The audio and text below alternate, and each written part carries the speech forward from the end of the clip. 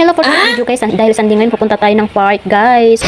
So ngayon guys, andito na kami sa Clark, dumating na kami guys. Ayan, gumawa kami ng tent at saka nagdala din na kami ng mga ano-ano guys, if ever kung gustong matulog at mahiga at magpapahinga. Ayan guys, minidyohan ko yung buong tent namin, di ba ang ganda? So kunyari kami nagka-camping with bossing. Ayan kami guys, na nagmimerienda na pala kami dyan guys dahil nagugutom na, o di ba?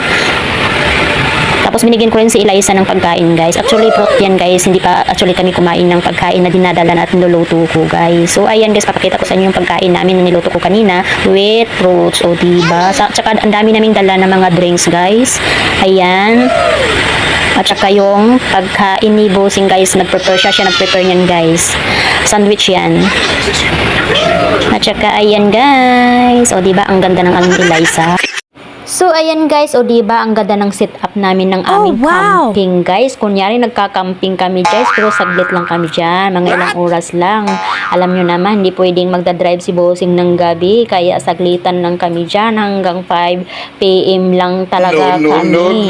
Lakad-lakad ako niyan after namin nagmerienda. So hello guys, welcome to my vlog.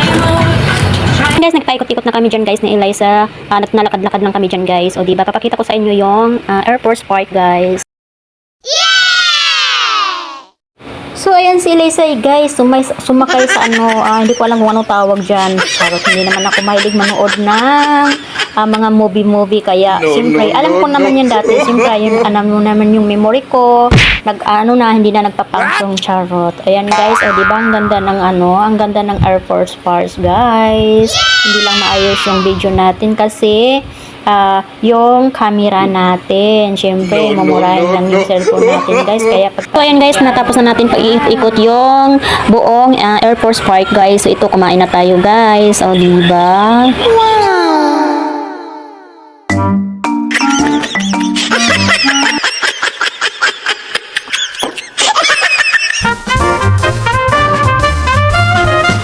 Guys, andito kami sa loob ng tent guys.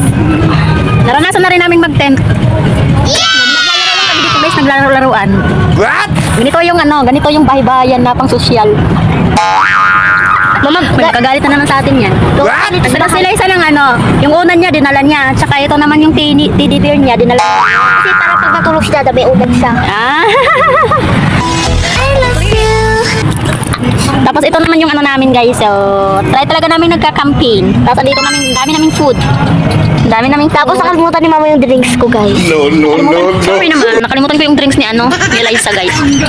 Yes! Period! Sana guys, na-enjoy nyo yung panood sa vlog ko guys. Yun lang po. Thank you for watching. God bless you all.